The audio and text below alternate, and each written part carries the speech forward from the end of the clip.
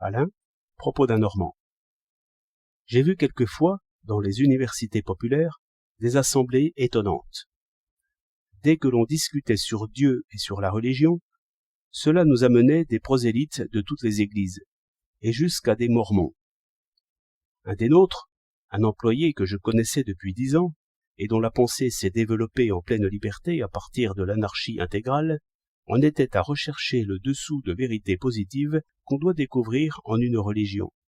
Il avait mis dans sa tête de dérober le secret du temple, et d'en user pour sa propre sagesse, en négligeant les futilités. Et tous les prêcheurs s'appliquaient, depuis plusieurs mois, à lui faire accepter aussi les futilités. Car c'est justement sur la mythologie, non sur la morale, qu'ils se sont entêtés.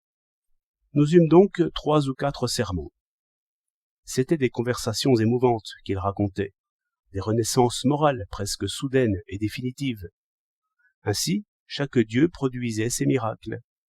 Après eux parla une femme théosophe qui affirma que toutes ces religions étaient également vraies. Dieu étant assez bon orateur pour parler à chacun le langage convenable, et se manifester ici en Christ, ailleurs en Mahomet, et aux libres penseurs eux-mêmes sous la forme de vérités abstraites. C'est alors que le mécanicien raconta à son tour une histoire. Je le connaissais pour dialecticien, et de premier ordre, mais ce soir-là, il ne fut que narrateur. J'ai connu, dit-il, un ouvrier qui avait une femme et 2 enfants, et qui buvait comme un malade. Abrutissement, amaigrissement, enfin l'alcoolique complet.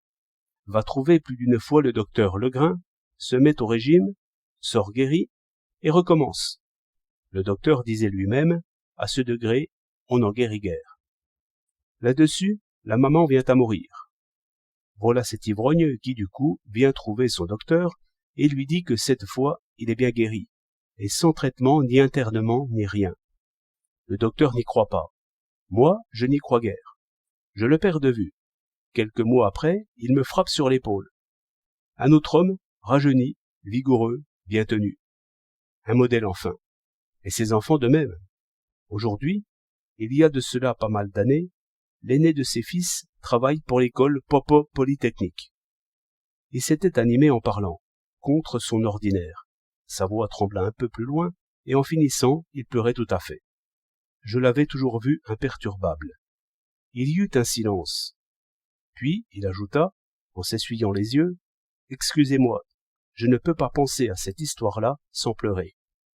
Mais j'en viens à ce que je voulais dire. Voilà une conversion. Qu'on me montre Dieu là-dedans. Je ne l'y vois point. Je ne vois qu'un homme avec ses 2 enfants. 31 août 1912.